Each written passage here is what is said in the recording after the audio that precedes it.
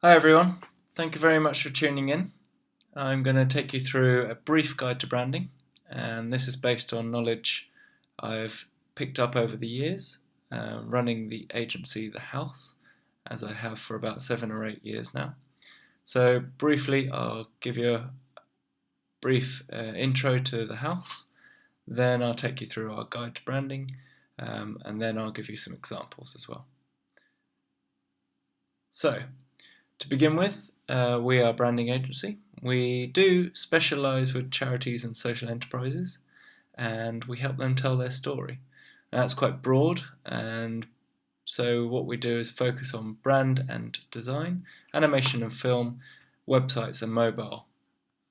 This means we're pretty much full service, and our team of 15 to 20 creatives and coders bring all the ideas together and help our organisation succeed. Here's a few of the team members. As I say, they're a wide variety, and we're also based in different countries as well, so we get a real international view. Here's some of the work. You can see there's lots of food and beverage packaging, some work for restaurants as well, charities, enterprises, people like that. And these are just some of the clients that I wanted to pick out. Here's a case study for Ceviche. We've helped them with their restaurant in Old Street, also with some packaging for their beer and their new packaging for quinoa. Here's a animation and some branding for Curry for Change, run by a charity called Find Your Feet, which helps people in the UK run curry nights to raise money for people in Africa and Asia. And here's a restaurant that we did quite a few years ago. We created their website, and now they're a 3 Michelin star restaurant. So let's jump into it. Our guide to branding. Today I'm going to take you through the objectives for the session, and then run through what branding is, how to create the big idea, how to get your startup going, then how to retest that idea, how to share it, collaborate with people, and finally the section that most people dive into is talking about naming, brand positioning, and the look and feel of what the brand looks like, but also how is it going to appear online and as a website. So just to start us off, we really want to understand what branding is, beyond just a logo. Next, we're going to look at your value proposition. That's what you stand for, who's it for, and what are the benefits for your audience, your customer. And then that takes into account the key messages. Most importantly, what differentiates you from the competition, and then how will you visualize that, or any other agency you work with. Here's a great quote. Your smile is your logo, your personality is your business card, how you leave others feeling after an experience with you becomes your trademark. I think this is great. It all comes from the founder, it all comes from the key members of staff when you're starting an organisation, and this is the first thing that you need to remember when networking, and it's the same for your brand. Here's a definition for your brand. Brand is a set of expectations, memories, stories, and relationships that, taken together, account for your consumer's decision to choose one product, service over another. Now, that's the whole essence of the brand. It's not just the logo, it's not just the customer service, it's everything that comes together.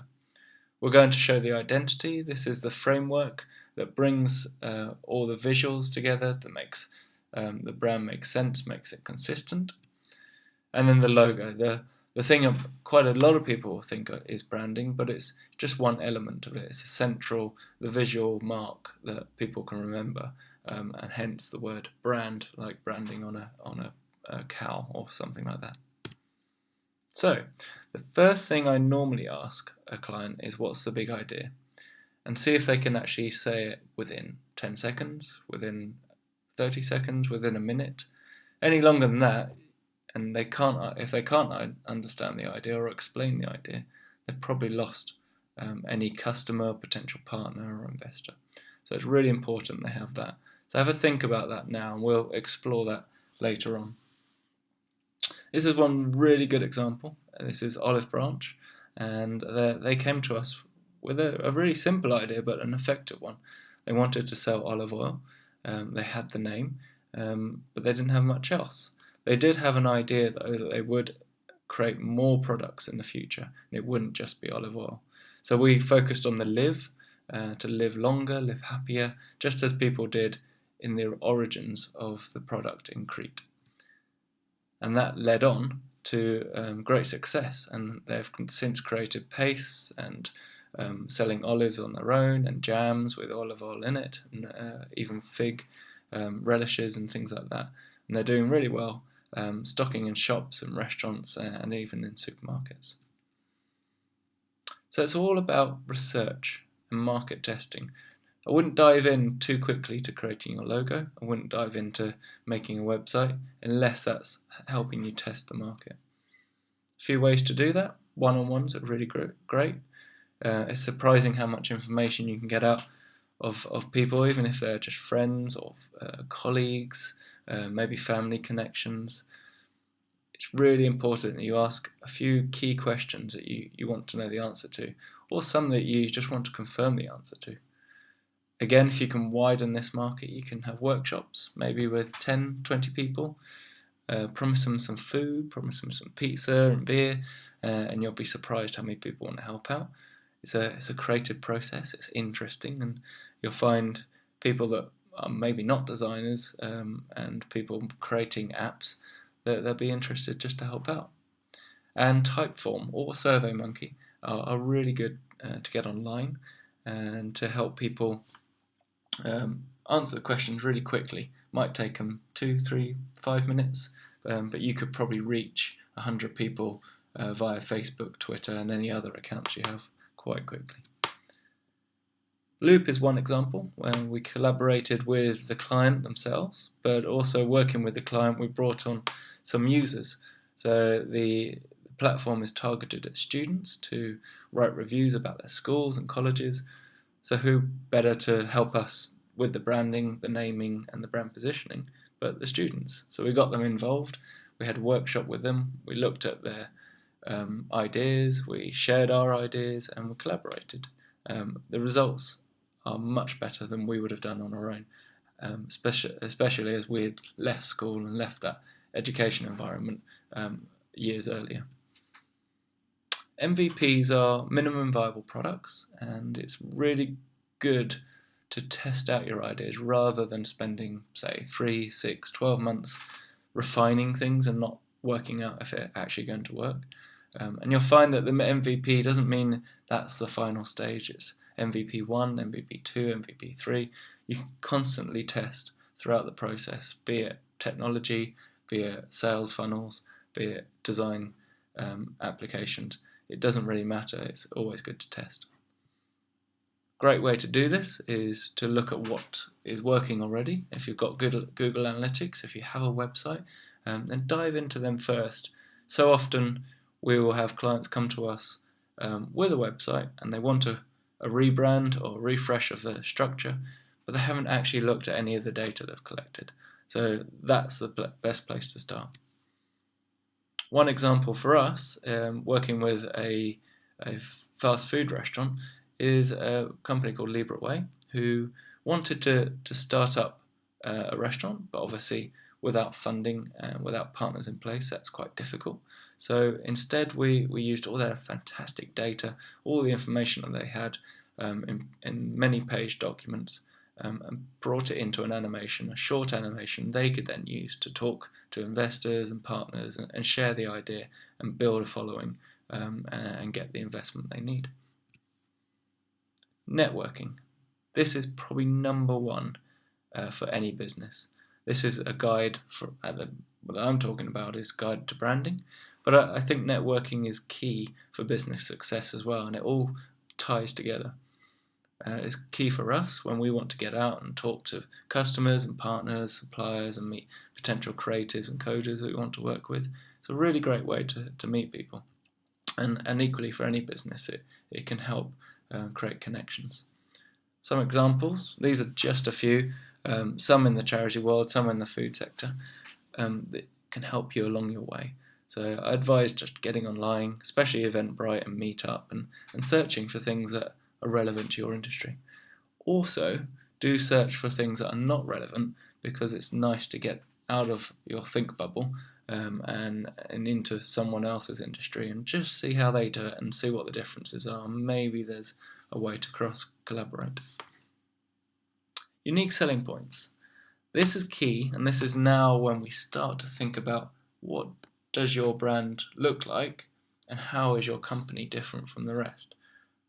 Key questions are, do you have to be unique? It's very difficult to be unique, and it's probably unlikely. So I wouldn't worry too much about being absolutely unique.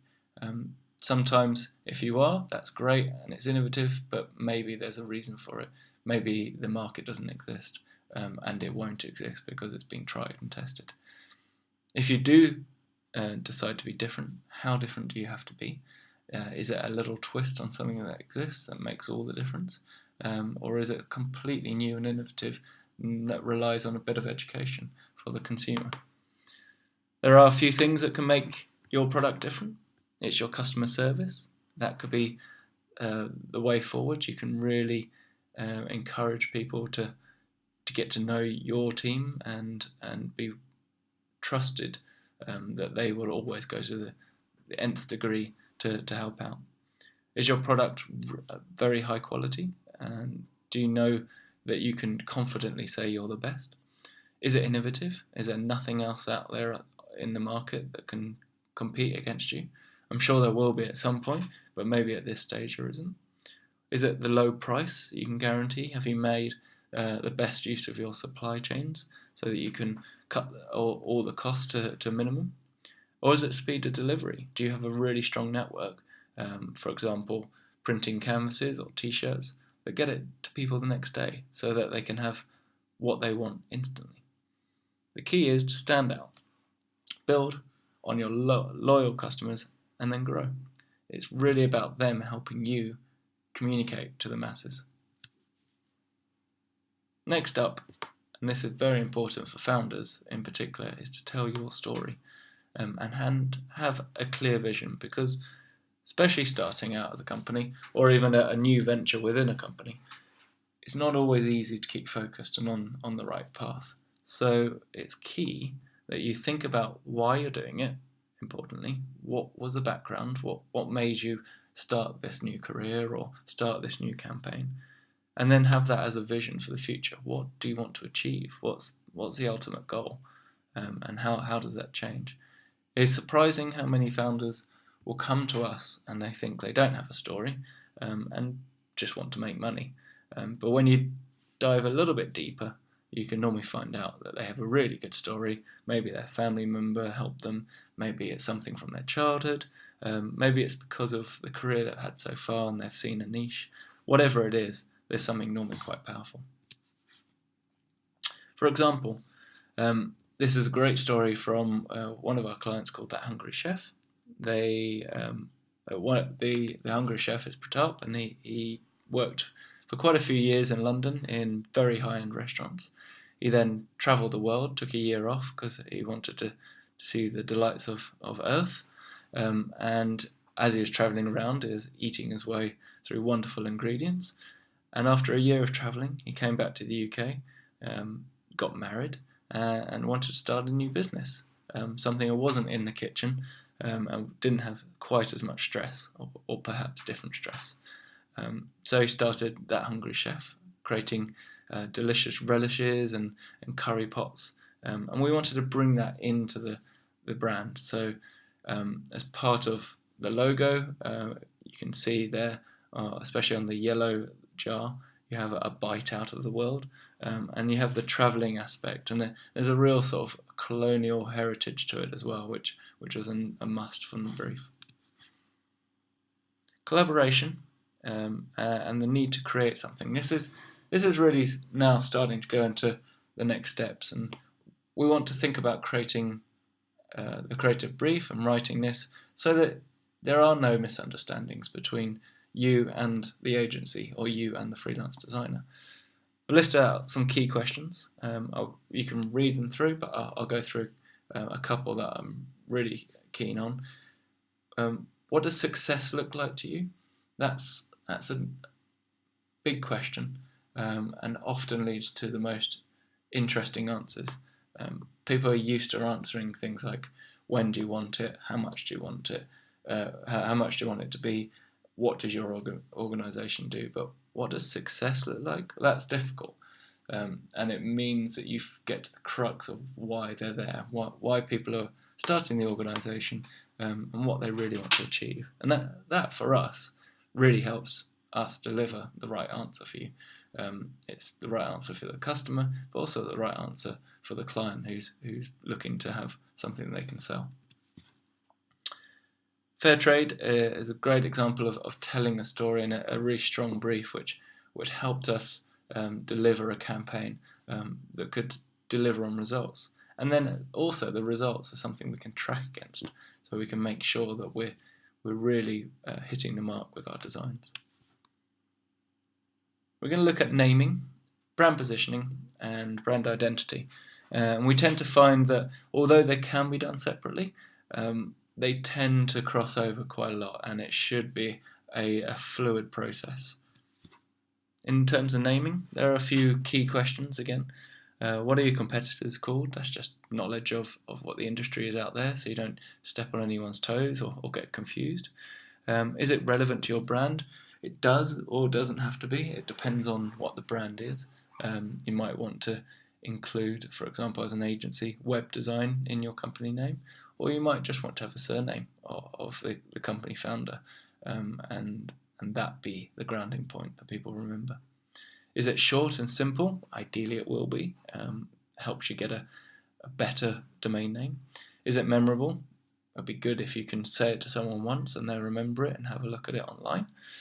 Therefore, is it easy to say, spell and write? Could they Google it without having to ask too many questions? Is it beautiful? Sometimes it's important. This is the leaning towards the Ubers or the Googles of the world, where lots of vowels make sort of more beautiful words. Does it fit with convention? If you're a bank, you probably want to look and sound like a bank. But again, these things are changing. And importantly, once you do pick a few names, have you tested it with the audience? Maybe in the font that you want to use, maybe give them some background to the brand positioning, but it's important to test it regardless. In terms of positioning, there's a few key elements to have. This is non-exhaustive, exhaustive, but it is important to know these and start from here.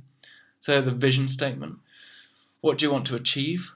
What's the big goal? What's going to happen in 1 year, 3 years, 5 years, 10 years? It's good to have that at the start for yourself, to keep yourself on track, for your partners, and then for all the staff that you bring on board, any team members. The mission statement, how are you going to get there? What are the actions that are going to take place to achieve these goals? Number 3, the value proposition. This can be split into key questions. So firstly, what is it that you do? Who are you benefiting? Who's your target audience? And then what are the key benefits? Normally 2 to 3 key benefits, but what does your service or product offer to your audience that makes all the difference? And finally, you can add on this, what's the key outcome?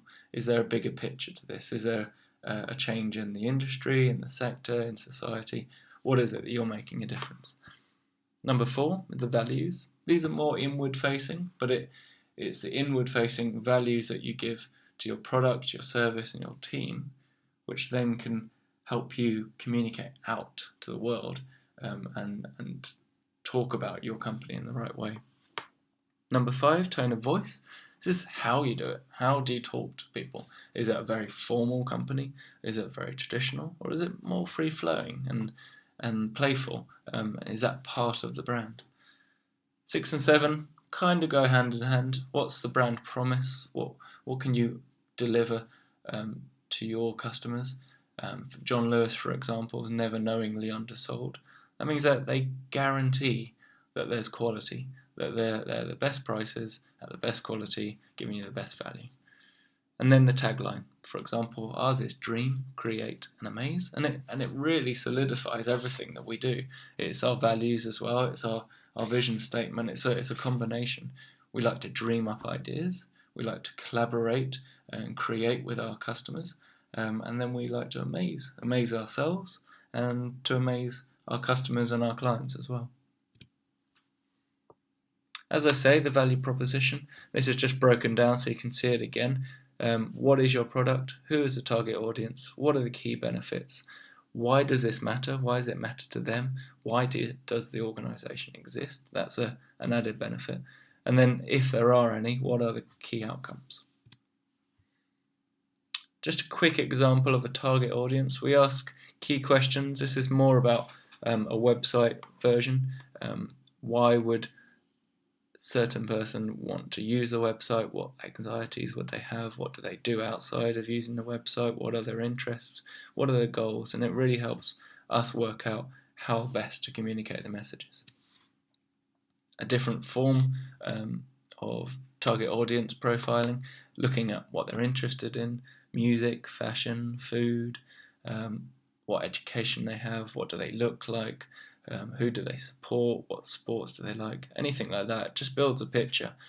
So often we'd have our clients initially come to us with little understanding of who their target audience are, and having such a broad idea of this, so it's always good to refine down as much as possible. This is an example of a mood board.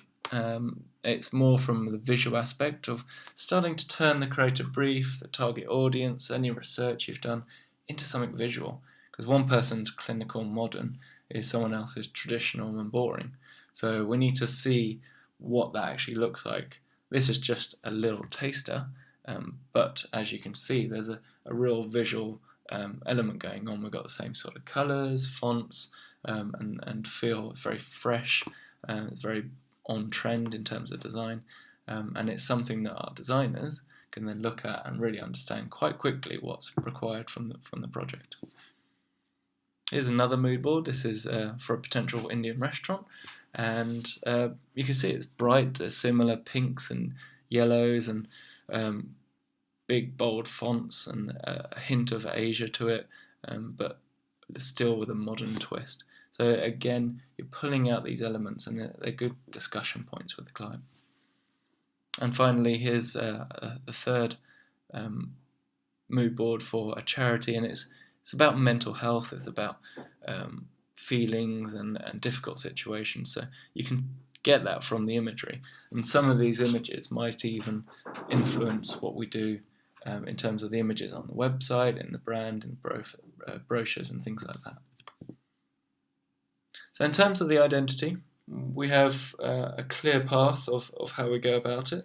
So as you've seen, the mood boards are the beginning of this, and they start to bring the creative brief to life. And that leads on to ideation. So that starts with sketches, doodles, just coming up with ideas during the studio time, but quite often outside of that as well. And it's a way for us to create ideas quickly, more like a minimum viable product before we get too deep into one or two particular logos or logo types. We then create a small number of options, probably creating a few more behind the scenes, but creating too much choice makes it difficult for the client. So we often offer 3 to 5 options in round 1, and we do this over 3 iterations. We then refine the chosen identity and turn this into a mini brand guideline, so looking at colours, fonts, brand usage, the do's and don'ts, positioning, putting it into some templates like posters, leaflets and flyers, and ultimately creating the guidelines. And the guidelines are ongoing as new elements for the brand are created. Then the guidelines are updated as well. A couple of examples of famous logos over time, so I wouldn't worry too much about getting it right first time, particularly if budget is a problem. You can always return to it and update, and it's kind of expected from companies now to do that, and it's becoming more and more frequent as the digital age makes it a cheaper process to do. So as you can see, Pepsi, quite different, more like Coca-Cola back in the early days, and now a very simple symbol without even the word. McDonald's, again, very different, clunky, boring, and simplifying all the way to just the M, which is a trend for most logos these days. And as you can see, a prediction for Starbucks is one of just a green dot on a coffee cup. And actually this, I think, has happened. It was a white dot on a green cup, but it's already getting that direction. People can sense what the brand is and feel the essence of the brand, and they don't necessarily need Starbucks or coffee written on the label.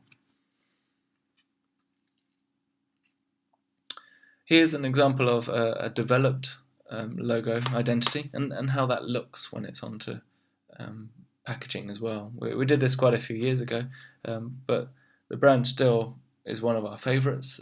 It's one that gets talked about and referenced a lot, so I thought I'd chuck this in here as well.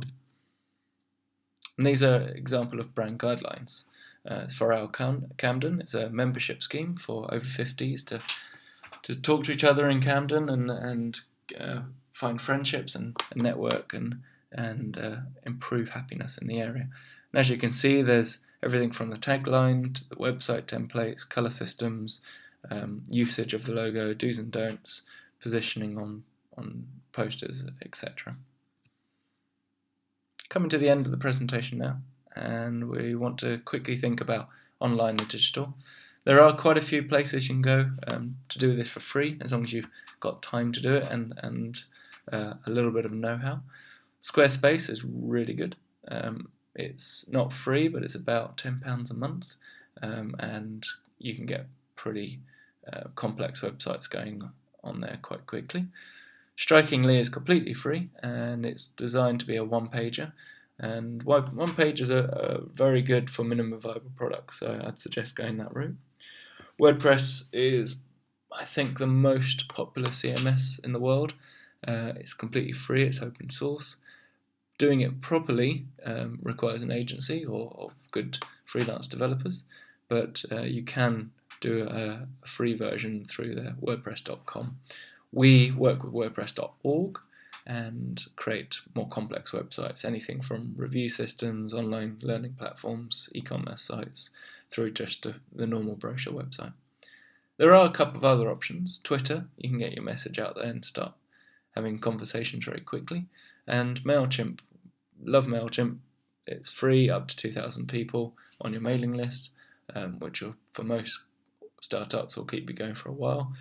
And it means you can get right into someone's inbox and see if you can build a business purely by sending emails.